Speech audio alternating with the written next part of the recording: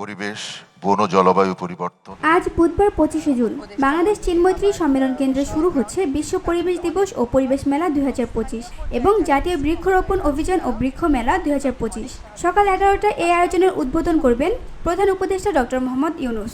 আমি আশা করি সকল জেলা ও উপজেলা পর্যায়ে বৃক্ষরোপণ ও বৃক্ষ মেলা চলবে এবং উৎসাহের সঙ্গে চলবে।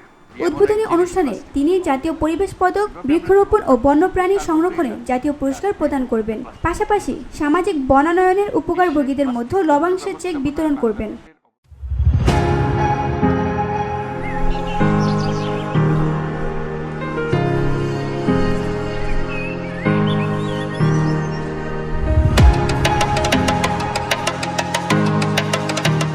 পরিবেশ, বন ও জলবায়ু পরিবর্তন মন্ত্রণালয়ের উপদেষ্টা সৈয়দা রেজওয়ানা হাসান সোমবার এক সংবাদ সম্মেলনে বলেন, রাজধানীর শেরেবাংলা নগরে বাংলাদেশ চীন মৈত্রী সম্মেলন কেন্দ্রের পাশে আগামী 25শে জুন থেকে পরিবেশ মেলা ও বৃক্ষ মেলা শুরু হচ্ছে।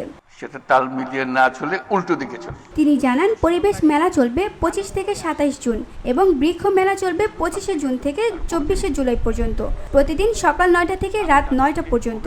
এই মেলা সর্বসাধারণের জন্য উন্মুক্ত থাকবে। জোরে হাততালি দিয়ে এবছরের পরিবেশ দিবসের প্রতিপাদ্য প্লাস্টিক দূষণ আর নয়, বন্ধ করার এখনই সময় এবং বৃক্ষরোপণ অভিযানের প্রতিপাদ্য পরিকল্পিত বনায়ন করি, সবুজ বাংলাদেশ গড়ি।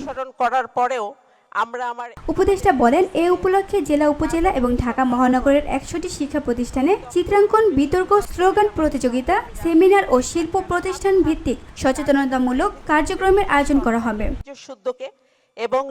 তিনি আরো বলেন, এছাড়া বিভাগ, জেলা ও উপজেলায় বৃক্ষ মেলা এবং শিক্ষার্থীদের মাঝে চারা বিতরণ করা হবে।